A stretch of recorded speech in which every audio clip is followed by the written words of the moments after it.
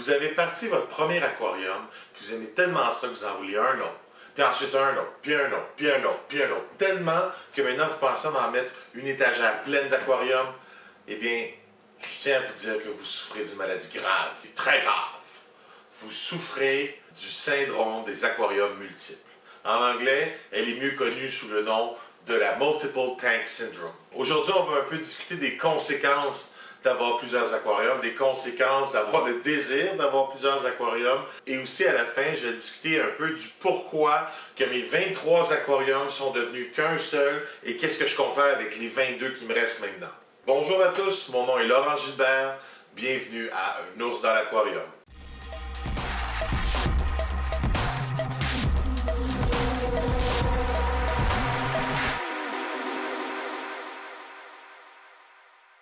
Une chose est sûre, cette maladie n'est pas mortelle. Mais sans traitement, il est possible de souffrir de stigmatisation des gens qui nous entourent, surtout s'ils ne sont pas infectés par cette maladie du syndrome des aquariums multiples.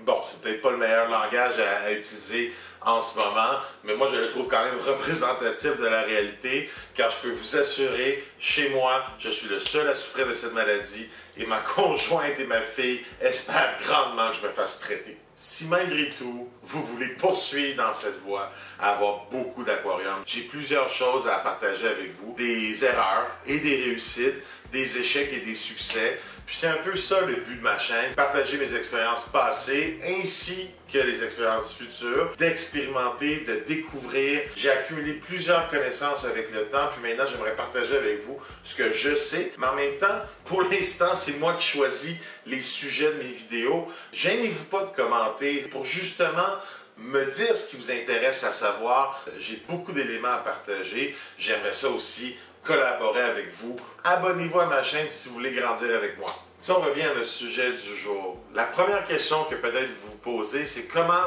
on fait pour avoir beaucoup d'aquariums? Parce que les aquariums, c'est cher. Pensez pas que je les ai tous achetés neufs. Comment on fait pour aller trouver des aquariums usagés? C'est sûr qu'il y a Kijiji, il y a Craigslist, tous les sites de ce genre. Mais sincèrement, les gens qui vendent leur aquarium là-bas usagés sont malades. Je comprends pas c'est quoi leur prix. Je vais voir des choses, des aquariums à 20 gallons qu'on vend 100 $. Je sais pas si les gens réalisent que neuf, ça vaut même pas ça, 100 $. En fait, neuf, un 20 gallons, facilement trouvable autour de 40 $, surtout s'il n'y a pas tout l'équipement qui vient avec.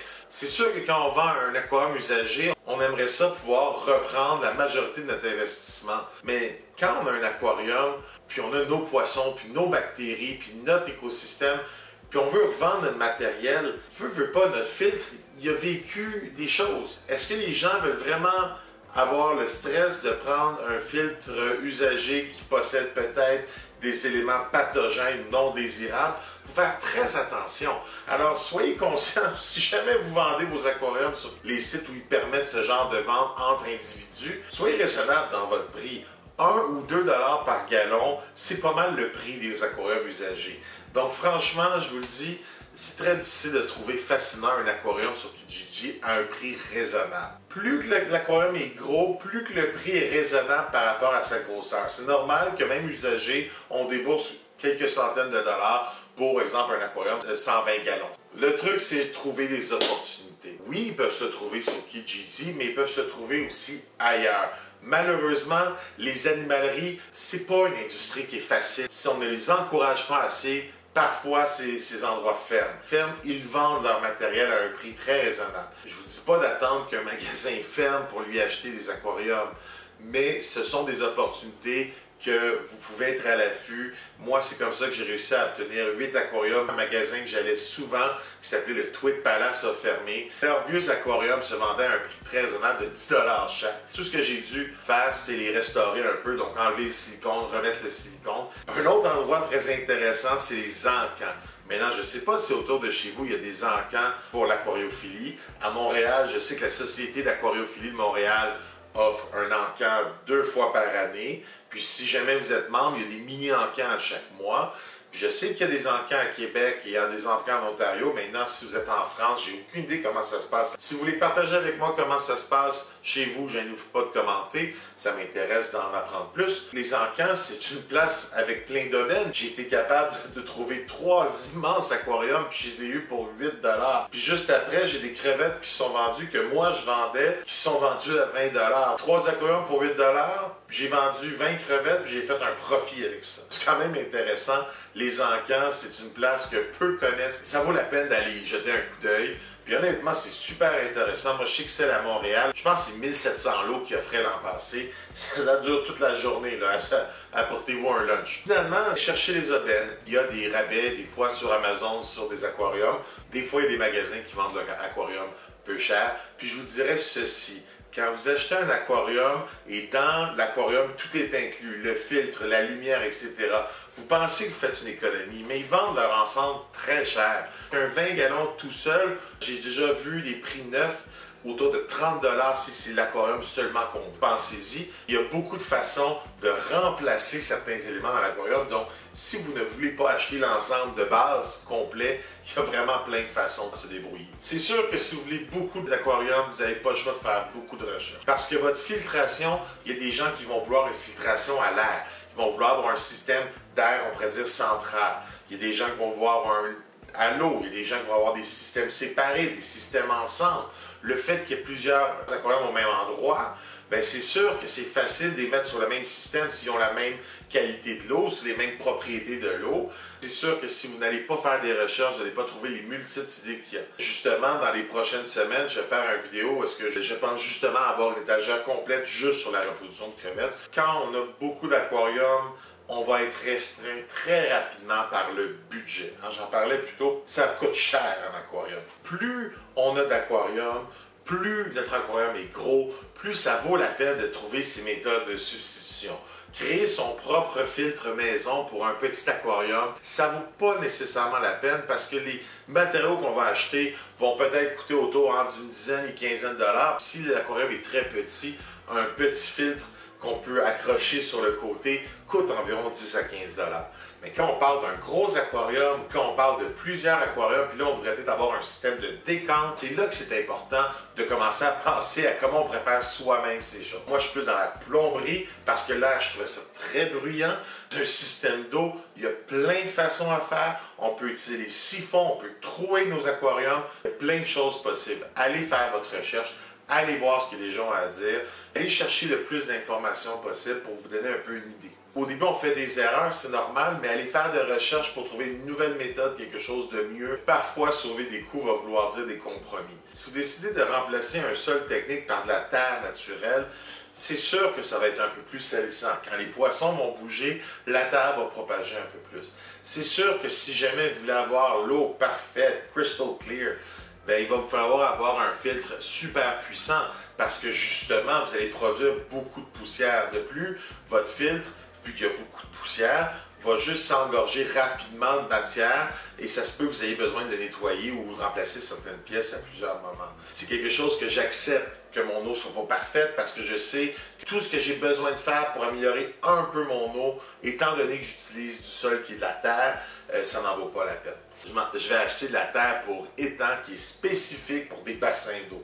C'est beaucoup moins cher que le sol technique, c'est environ le quart du prix, mais cette terre-là a été stérilisée, puis elle est faite justement pour être submergée. Il y a un peu moins de saleté. Dans une autre vidéo que j'ai faite, je suis allé cueillir des plantes sauvages au lieu d'aller acheter des plantes à l'animalerie. Ça a l'air de rien, mais c'était un méga truc pour sauver de l'argent parce que quand on a plusieurs aquariums, on veut décorer plusieurs aquariums. Mais des plantes, très rapidement, quand on veut remplir un aquarium, ça coûte très cher.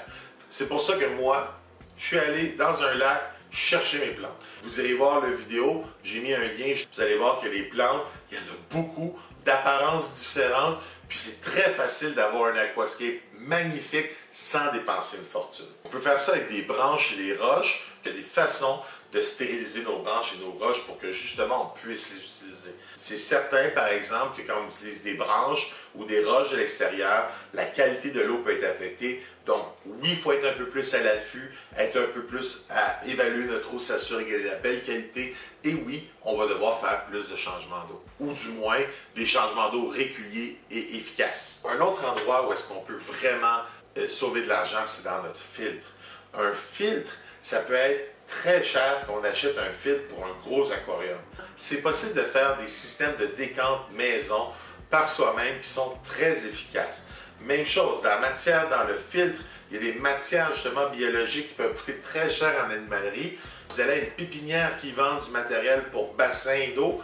Déjà là, c'est moins cher. Vous allez acheter un sac de roches volcaniques vraiment pas cher. Je pense que ça coûte quelque chose comme 15 ou 20 $ pour un 20 kg ou il me semble quelque chose comme ça, ou c'est peut-être un 15 kg, mais c'est un gros sac de roches volcaniques pour un très bas prix. Cette roche volcanique-là va jouer sensiblement le même rôle que n'importe quelle matière pour produire des matières biologiques. C'est le fun, hein, le syndrome des aquariums multiples, mais il arrive un inconvénient très grand. Le syndrome des aquariums multiples va s'intensifier des fois plus rapidement que son expérience et ses connaissances. Puis ça, c'est là que ça devient dangereux. Parce que si on a beaucoup d'aquariums, tu peux perdre le contrôle très rapidement. Puis c'est un peu ça qui m'est arrivé avec mes aquariums. J'ai eu plusieurs aquariums, j'ai essayé de faire un faux mur avec des aquariums pour les crevettes, j'ai essayé de faire une pièce en bas où est-ce que j'ai simplement des étagères avec plein d'aquariums, mais très rapidement, le nombre d'aquariums a fait que c'est tellement long faire les changements d'eau. Donc mon système de changement d'eau n'était pas assez efficace. C'était vraiment pas motivant. Quand même considérer ça quand on veut avoir plusieurs aquariums. Plus qu'on a d'aquariums, moins qu'on a de temps pour passer sur chaque aquarium. Si vous n'êtes pas capable d'être certain que tout va bien dans un aquarium, ça peut être très difficile. Puis selon les poissons qu'on choisit, il y a des poissons qui sont plus difficiles que d'autres à s'occuper. Mes premiers poissons que j'ai choisis, c'était les cyclidés. Moi, les cyclidés, j'y trouvais beau. Je voulais pas un aquarium d'eau salée. Je voulais pas de l'eau salée, mais je voulais avoir les belles couleurs. Donc, les cyclidés répondaient nécessairement à ça. On veut des cyclidés, il faut l'aquarium qui va avec, il faut le décor, parce qu'ils veulent des cachettes, ces bonhommes-là. Ils veulent la chaleur, ils veulent les bonnes propriétés de l'eau. Ils sont plus fragiles que des guppies. Des guppies! Ensuite, tu te dis, hey, moi, je vais faire des crevettes. Je vais faire la reproduction de crevettes. Ça, c'est ce que je me suis dit.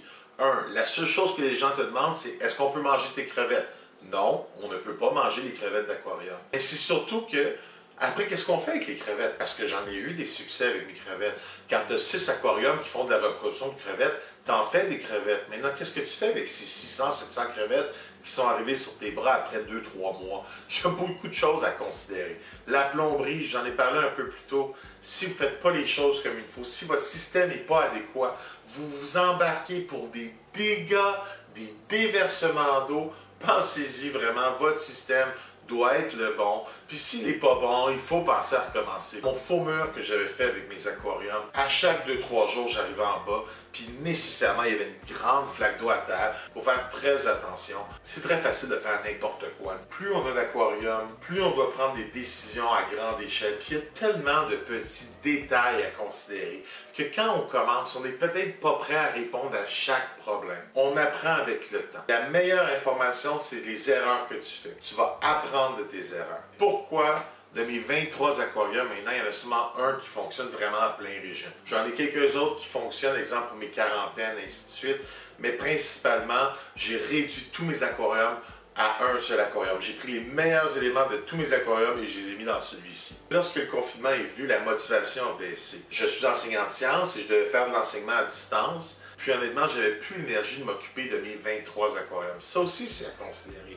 Des fois, il y a des inattendus. Partir en voyage quand on a 20 aquariums, c'est difficile. Avoir autant d'aquariums, ça demande un temps fou. Donc, si tu n'es pas motivé, ça peut partir en vrille très rapidement. J'ai préféré dire, je recommence à zéro. Tous mes petits projets, je n'étais pas tout à fait satisfait. Je préférais recommencer, m'assurer de partir du bon pied. Puis justement, je pars d'un aquarium, puis je vais les bâtir un à la fois, puis m'assurer que tout est beau avant de passer au prochain.